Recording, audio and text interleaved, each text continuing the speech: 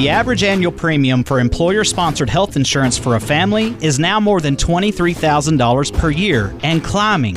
That's just crazy. It's also unsustainable. Many companies have given up hope that anything can be done in healthcare to lower costs and improve value, leaving them feeling like a snowball in, well, you know where. I'm Josh Butler, healthcare consultant and advisor to employer organizations around the country, and this is Season 2 of A Snowball's Chance in Healthcare, a show about restoring hope in healthcare. Our mission is to help employers lower their healthcare and benefits costs, become more competitive and profitable organizations, and put more value back into their employee benefits. And now, here's your host and 2022 Broker of the Year, Josh Butler. Well, hello again, everybody, and welcome back to another edition of A Snowball's Chance in Healthcare. I'm Josh Butler, the president of Butler Benefits and Consulting and the host of A Snowball's Chance in Healthcare. And today, we're in a little bit different setting, not in the studio today, as you can see. I've got a good friend with me today, Bret Brummitt. He is the founder of Generous Benefits, dear friend of mine. Bret works in the same industry I do. He's also a tremendous consultant and broker for his clients that is doing very, very positive things in healthcare. And many times you guys have heard me talk on the podcast about the ability to collaborate, and we're connected to a lot of different people around the country, and the value that I personally get out of collaborating with other, I feel like, brilliant people in healthcare and people that have come before me. Bret's been in the business longer than I have, but we became fast friends several years ago, and I've learned a lot from Bret, and we have been doing a little collaborative work session over the weekend. He come up from Austin to spend some time with me here in Amarillo, and it's been very, very good, very positive, and we're going to do something a little different today. It's a special edition of the Snowball's Chance in Healthcare. I'm going to let Bret ask me some questions. Bret's been on the program before in the past. Many of you that watch the program and listen to the radio program might recall Bret was on with me a few months ago, and it's a pleasure to have you back, buddy. Yep, absolutely. And so this is fun to play host. Yeah, you got the reins, yep, buddy. I got the reins now. You sit back. You are in the hot seat. Uh-oh. I've got this today. We have about 10 scripted questions, and I have about 50 unscripted questions that Josh is We'll see where it goes. goes. So yeah, but we've been really talking, and to get to know Josh Butler is an absolute pleasure. Thank you. And to see the work you do and what drives you is something that I don't know everyone gets to understand from the outside. So I want to peel back the layers of this rotten onion over here and find out what the sweet spot is. So, Josh, you've grown up in the greater region of West Texas. I know you've kind of been around a little bit through your career because you're not a super youngster anymore. No. But so growing up in the region, first of all, tell me about the region and the people that are here. Well, I think, and I think a lot of people say this about the places they live, but the people in West Texas are very unique, and it's a very small community when you boil it down. You don't go anywhere that you don't hardly run into people. I think yesterday we went and hiked in Palo Duro Canyon, and Bret lives in Austin, and we ran into some folks that Bret used to work with. It was just surreal, but the people in West Texas are hardworking. They're genuine people. We're very, I would say, gritty, and just get it done, and not really reliant on. We're very self-reliant people in West Texas, and I grew up in a family that was very much that way. And it's very much that way here in Amarillo, and it's a quality that I think is, not to say that people in other places aren't hardworking people, it's just, I think those are the types of things when you ask me to describe West Texas. It's rough, it's gritty, it's windy. Yeah, I mean, I'm here for 3 days, and I feel like my skin's dried out, and I'm just a lizard man now. Right. So, I understand the effects. And so, that is a harder way of life, hardier. But it's that does come into the personality. Absolutely. I think I see that in you and most other people in West Texas. Like, you've grown up here. The conditions are not maybe what we consider ideal. It's definitely not tropical beach. Right.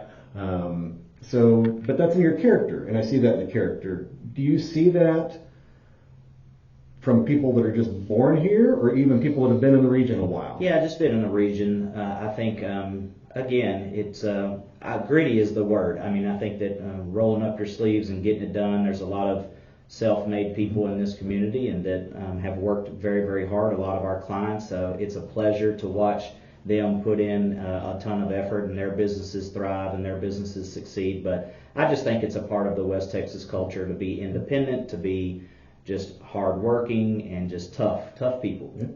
All right. So how does that play out in healthcare here?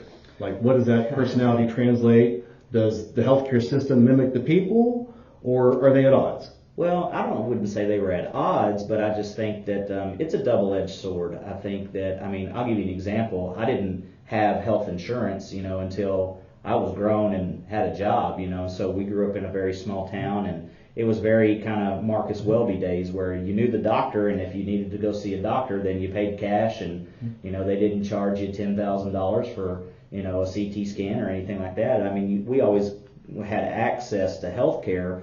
But, a lot of people, I understand nowadays especially, that's their access point to healthcare is their health insurance, and it's their healthcare plan. And a lot of people, we still live in a region of the country where our uninsured population is very high. And when healthcare costs weren't out of control, or they weren't near as high as they are today, being uninsured wasn't that big of an issue. Because people could pay cash and the doctors were local that they knew, and everybody in these smaller communities. But nowadays, because of the price of healthcare has gotten so high, it's become a problem, and that puts people at odds when you have people that are uninsured or they don't have the means to access good quality healthcare. They go without, and I think that is a larger cultural problem, and that's not isolated to West Texas, but certainly it may feel like they're at odds sometimes, but I don't necessarily think that. I just think that as this problem of healthcare pricing gets worse and worse and worse, then the issue of the uninsured population gets worse and worse. Yeah, and we do speak a lot of times in the uninsured being a generally derogatory term. Like, it's a bad thing, but it's also kind of inherent in our choices. Correct. And so, I feel like you want to be not necessarily trying to fix people to be from uninsured to insured. You're looking to fix them from being uninsured to being taken care of. Yeah, unable to access care to being able to access care, because it's cliche. You've heard us. We all say it a lot in our industry. Health insurance is not health care. But we're building things that we feel accomplish both, because still to this day, 2/3 of the country still accesses our healthcare system through an employer-sponsored health plan. And so if you can start to build health plans in a way, but at the center of the health plan we're building, it's not for the purposes of selling more insurance. It's for the purpose of getting people affordable access to care, and that's really what drives me. Yeah, so you've got a region, a personality, they're ingrained in you. The people here are definitely endearing to you, and I think you're probably endearing to them as well, as you are to most people. Most people. Yeah, except for your competitors. No. Now, taking all of that, you've been at it here as Butler Benefits for a while. About 10 years. Yeah, and I've seen the evolution come through. So what really, as you look where you've been, where you are now, and maybe 10 years down the road in the future, like, what do you see the evolution coming to? And then longer term, do you get to sit back and think, is there something we're doing here that actually leaves a lasting legacy of our work, of our good work? I'd like to think so. And I'll kind of work backwards. When I think about the future, I get a little bit anxious, because I see this as a problem for even at the individual level of what happens to a person if they're not able to get good quality health care throughout their life. And I'm not talking about just when they have a heart attack, or just when they have a stroke, or they have their foot amputated because they had unregulated diabetes. Those types of situations, what can we be doing years in advance if people had good quality access to primary care, good quality value-based primary care, if their medications didn't cost so darn much that they could afford to take them and stay on them and stay up with them the way they're supposed to, or that they have access points in certain parts of our community to just good quality preventative and primary care, we can stop a lot of things, from occurring into the future. But that takes time and it takes effort, and that's where I start to get anxious about the future. The way it's evolved over the last decade, from my opinion, from my vantage point, is, Amarillo is kind of like a hub. We're up here, we're the biggest city between Fort Worth and Denver. And we've got 2 hospitals in town, and we've got some tremendous clinicians and doctors and nurses in this community, because we're kind of like on an island. It's 2 hours to Lubbock, it's 6 hours to Dallas, it is another 6 hours to Denver. So everybody kind of congregates in the greater West Texas and Panhandle regions, and Amarillo is kind of like a healthcare hub. And I think for a lot of years there's been some factions in this community that deliver great quality care, but we have to start looking at the financial side of healthcare as well. And I think that's what's kind of evolving, because as prices just go up, people just, there's no more juice to squeeze out of that. And so people are now, the necessities becoming the mother of invention just because of affordability. Yeah, and I know you get there, and I know we didn't talk about this part, but I know you and I have talked about this part. So we get into the people, the pricing, the region. Yeah. Let's talk about some of the social determinants of health in the region specifically. So, you and I have talked about, wouldn't it be great if we didn't actually get to the point where we need the medication? Like, what are the points in our life that we've gone through that got us here? Mm-hmm. What about that part of the system, getting even prior to needing health care, really even needing preventive care, just the healthier lifestyle of the region? Are there things that you're doing today that you feel will impact that long term? So I hope so, because after COVID, and now especially as real inflation has hit some pocketbooks, hit some families. Going into the grocery store today, people are feeling it, and there's just no more room. And so this is one of the things that gets squeezed. That's what I was talking about, is that I think that if we can become a release valve, and we can make certain things in their life more affordable, then there won't be as much stress on the families when it comes to food insecurity, early education, the things that are other social determinants of health, and that healthcare really is local. And that if you start to get, and we're having very, very constructive conversations with organizations in this city, to not just, the social determinants of health are not just having health insurance, they're not just getting health care when you're sick. It's early education, it's clean water, it's safer neighborhoods, lower crime rates, higher graduation rates. Those are the things that really drive a person's success in life. But at the same time, healthcare is something we all consume and use, and it's hurting families financially. It may be helping them physically when they need it, but it's also doing harm to our communities from a financial perspective. Okay. So, why do you feel that it is your responsibility to get into this? Because I feel like I have a personal responsibility to love other people and to help other people, and when you can find a way to have a business and a vocation, but it is helping people, then that's very gratifying to me. And it really, started to change the way I view what I do for a living. Instead of just being a broker that just sells insurance, I look at a greater vision of how can we create vehicles and, mechanisms to help as many people as we can. And we are helping people. And this isn't just a theory. It's been a project we've been working on for a number of years. And when we bring health plans into the marketplace that eliminate people's financial responsibility to get care, that frees up money for our local employers. It frees up money for their employees. And that becomes disposable income for investment in other key areas like mental health. Or, that's a big push in Amarillo right now. I know the state of Texas is looking at Amarillo because we're very underserved in that area of healthcare, is mental health.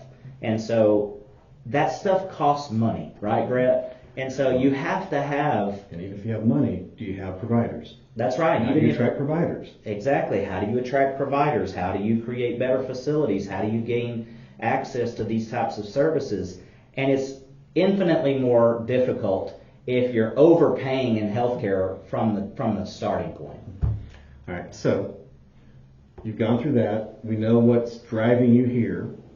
Talk to me about inspiration, both that you've seen outside of Amarillo and the inspiration from some of the employers inside Amarillo that continue to drive you to do what you're doing today. Yeah, I think the most exciting thing that really gives me the most amount of hope are people like you and people like some of our colleagues around the country that are doing this. So I'll make it real clear. I'm not the visionary on a global scale of these types of plans that we're building. We all collaborate and help one another, but I see it starting to, it's like a grassroots movement. It's starting to spread community to community to community. And how much longer will it be until we can tip the scales into these types of health plans and that I feel like put value back in healthcare? That's what we say in the tagline of the program is we're restoring hope in healthcare, restoring hope on multiple levels. There's hope that people will be able to go and they don't have to worry about paying for their kid's medication or for their medication or for a surgery or for something that they need, and seeing it actually happen. It's not a theory. I mean, there are companies, we have clients right here in Amarillo, you've got clients in other parts of the country and down in South Texas that are doing these types of things, and it's working. It's getting results. It's saving money, and then those employers are able to put those resources back into other areas to grow their businesses or to invest in other areas where their employees need it. All right. So your big push lately, I mean, it's a culmination of a lot of things. It has a name finally. High Plains Health Plan. High Plains Health Plan. We've talked about this before, but when do you feel like that will have its survivable legs? Is there a number of employers, a number of employees, or is it a direct impact? Well, it's both. I think that we are directly impacting the employers and the employees that work at those companies. And I get a lot of handshakes and I get a lot of pats on the back about, hey, I had this surgery and I didn't have to pay anything. That was a tremendous lift for me. Had a meeting with a client the other day that they've saved so much money in healthcare over the last 2 years that he gave his employees a premium holiday for 3 months in 22. October, November, and December, his employees didn't even pay premiums for 3 consecutive months. And we still had plenty of capital and reserves to cover all the claims, and it performed very, very well. So yes, it does have a direct impact on those companies. But what we're hoping for, what my big vision is for the community, is when you get enough employers in this community doing things like this, it can change it can have I wouldn't say change, but it can have a dramatic impact on our local economy, on our local businesses, and when it's directly helping the families and the people that work in these companies, then that's more money that stays in your local economy, but it's more disposable income to invest, to save, to pay for early childhood, mental health. I mean, there's all types of other social things that need financial attention that there's a lot of money to be saved and retained in this community alone. So I know for me, working on these things, Yeah. I have some very, anecdotal incidents that I feel like are impactful. Yeah. I mean, they're very simple. I mean, honestly, very simple. Like, I remember talking to a motorcycle mechanic at one of my clients. He hadn't felt his fingers in his arm in a year. Because he was avoiding it for the cost of the MRI and the test. He just didn't, he didn't have the time to get off work. He didn't have the time to go do it. We're talking about something that is actually his tools of trade, of vocation, as probably a late 30s, 40-year-old. I mean, that being able to get through that probably has a huge downstream impact on him and his family and his kids. Are there any things like that you've experienced that are just like, this is so simple, but good God, it makes the impact? Yeah, multiple stories. I've shared some of them on this program. One that just comes off the top of my head. I had a man that works at a company, and his wife was diagnosed with a condition and which would require her to take a medication, and it was a very, very expensive medication, and the drug was, it was covered by the plan, but her copay was $500. It was a specialty medication, and because they called me and said, hey, yeah, we went to the pharmacy to pick that drug up, and we turned around and we walked off. And I think a lot of people do that when they see the sticker shock, right? And so those are the types of things that I'm like, if we can directly impact that, then that's doing a lot of good. And we did help that family. We were able to get into a program for them and ended up getting that medication for free. And so even if it's one person, one family, one couple, one company, one community, one country, I think that we have to build toward that. And I have hope in the success of that, because I'm not the only person doing similar work, around the country in these areas. I'm doing it here in Amarillo, but you do it in South Texas, and Adam Berkowitz does it out in St. Louis, and there's people all over the place that are doing these types of things all over the country, and that motivates me, So, yeah. And I know it does usually. Yeah, I know. Do you ever feel? I mean, obviously, there's the anxiousness that we won't get there. Oh yeah, and that's a driver. It's also a depressor. It is. Like, how do you manage to feel like you're not moving the needle forward?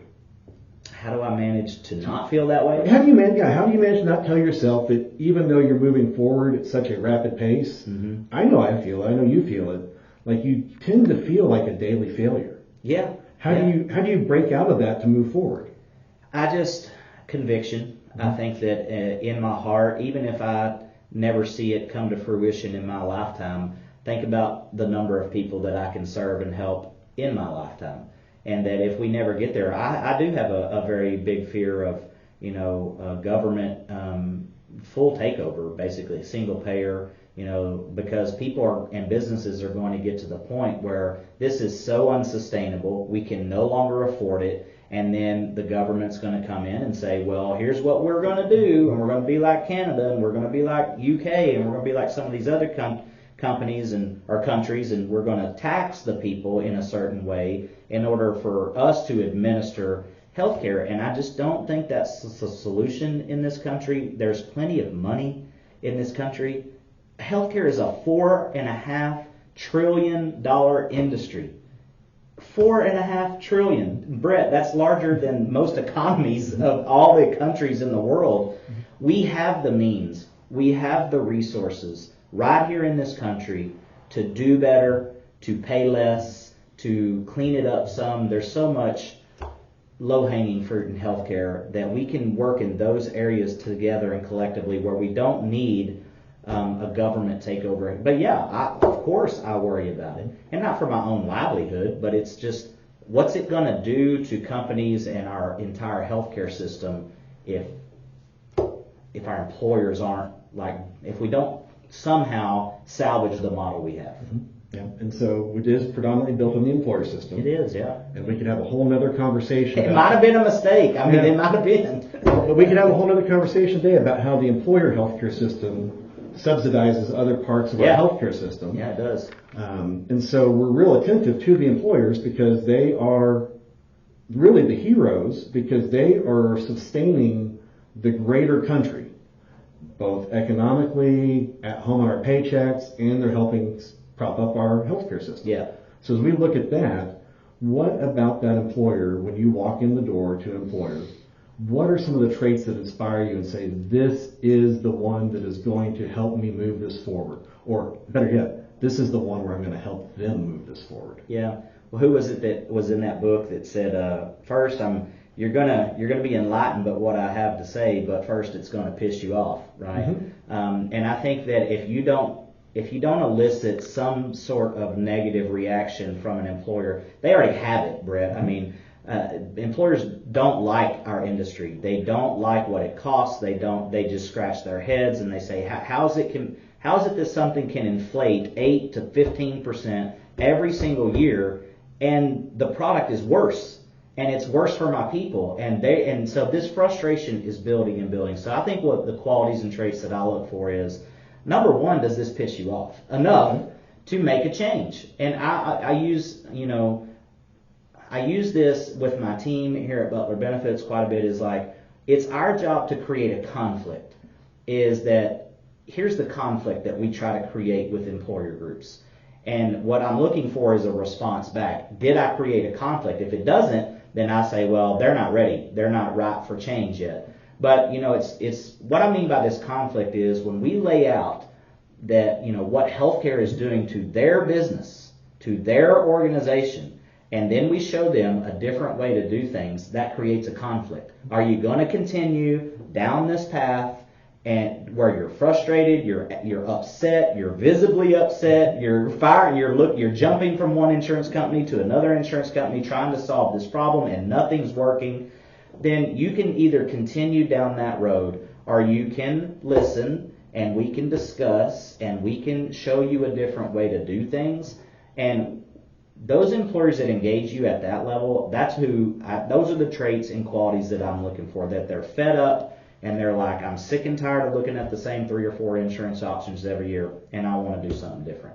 And I think every company comes to that. I think every company will come to that point at some point. Yeah, but maybe a different, some sooner than others. Different reaction, maybe a different language from different employers. I mean, it's hard to, because you and I are obviously listening for certain things. Yep. And we have to interpret what they're saying a lot of times.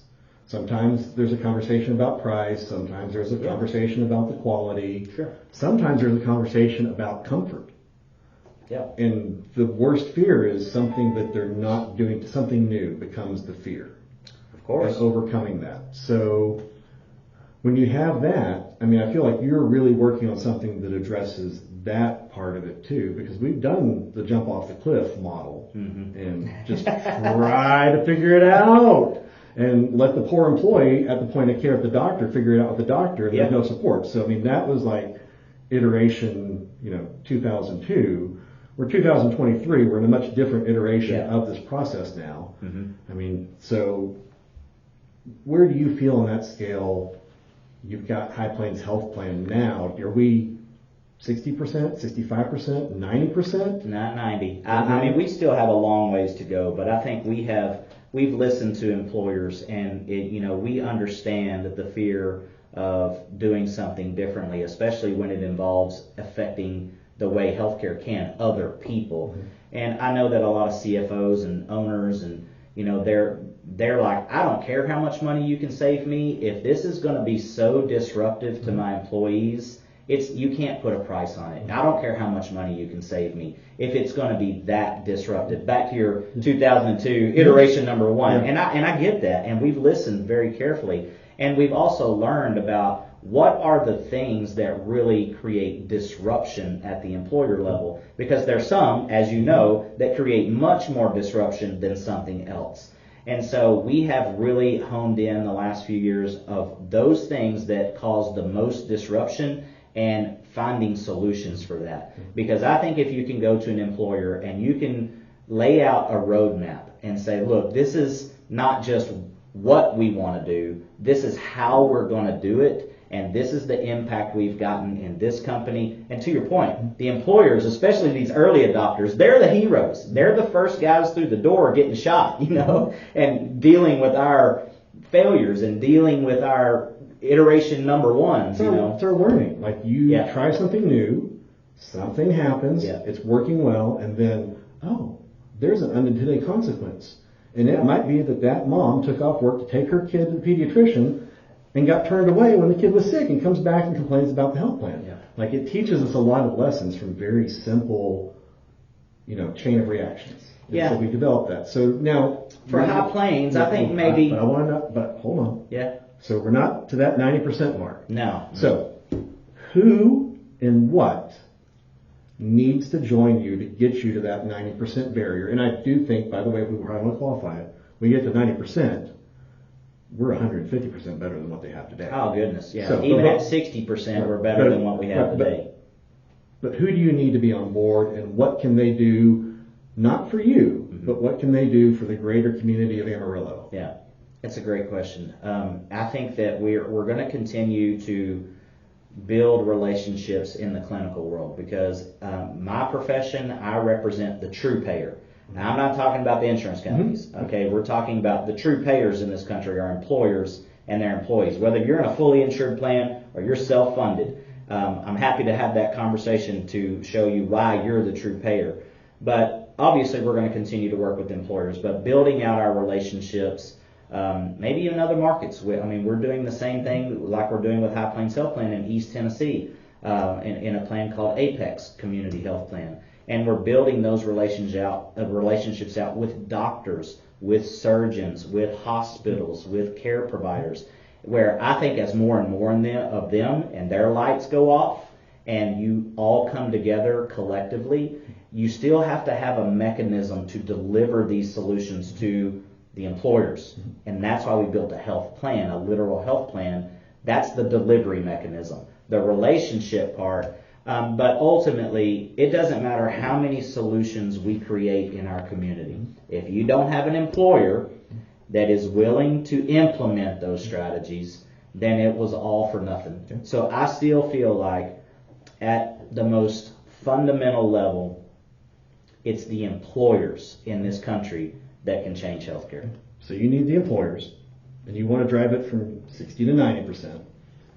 Do you need a city, a county, a school district, or just, a cattle feed company? Like what do you need here? I mean, I know there's lots of ways to answer this, but right, who's going to come join you on this journey? Who are you going to be that Sherpa guide to take them down this pathway?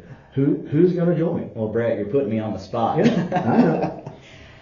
If we're talking about High Plains Health Plan in Amarillo, I think you've got to have some high-profile employers in the community that are willing to adopt these models and implement these models and financially support these models and build what's not there. That's America, where if something doesn't exist but it's necessary, we build it, we create it.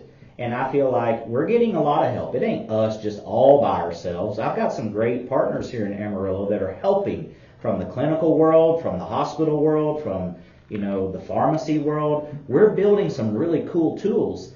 But again, yes, we're going to need, some of our civic leaders to really embrace these types of things and view it as a community expansion effort, not just.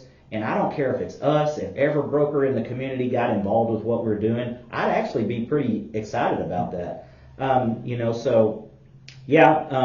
going to say a specific employer, but somebody like an AISD, a school district, a city, we're ultimately going to need our civic leaders to kind of get behind these types of efforts. And I think that's when you're going to, because they're community leaders, right? There are elected officials. There are people that we put faith, hope, and trust in to lead our city.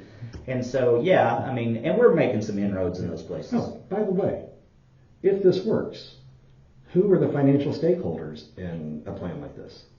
Well, the taxpayers. If you're talking about public sector entity, I know Bryce Heinball had a great story about a school district up in Ohio that their bond election failed, and because nobody wanted to spend the kind of money that they needed to spend, and he came in and helped them with their health plan, and it really bailed them out. So it's huge financial implications to stakeholders here, and I think that's a big fear, is that our model is somehow robbing the clinical community of money, but it's not, because people just don't realize where a lot of waste is in the system. And so I think the community at large, our kids, our schools, our city departments, our infrastructure projects, all can benefit from saving money in healthcare. It comes back to every time I see a teacher strike, and their complaint is very similar. We got a 5% raise, but they got eaten up. 8% increase on our health plan, right. So we came out with less money. Yeah. That's a huge tipping point. I kind of think we're going to continue to see those areas where people have the power to band together, but I feel like you're also working for the people that don't have the power to band together too, and that's a huge impact. And I just want to say, I think it's a blessing to have you in the community. Well, thanks. Well, appreciate it. Yeah. And ultimately, I hope it doesn't end up in a bunch of lawsuits, but that's also very possible, and I think there's a big risk of that out there in society, and with these new pieces of legislation that are coming through, like the Consolidated Appropriations Act, and as we get more transparency and people start to, I'm talking about common everyday lay people, start to really figure out how badly in some situations we've been taken advantage of in this sector in healthcare, I think there's going to be repercussions. And I don't want it to get to that. I want us to collaborate and work together to do it before it's forced through the courts, so. All right, so back to 10 more years from now, 20 years of work. Yeah. Describe that lasting legacy that you've had. Well, Best case scenario. Best case scenario is, and I think that I'm already very, very proud of the work we do and the work that my team does, and we try to make it, focused on how we're able to impact people's lives in the community. But looking back, of course, I would love to see 25,000 people in High Plains Health Plan that we're helping locally. But just building something that's very community oriented is that can be replicated and carried on into the future.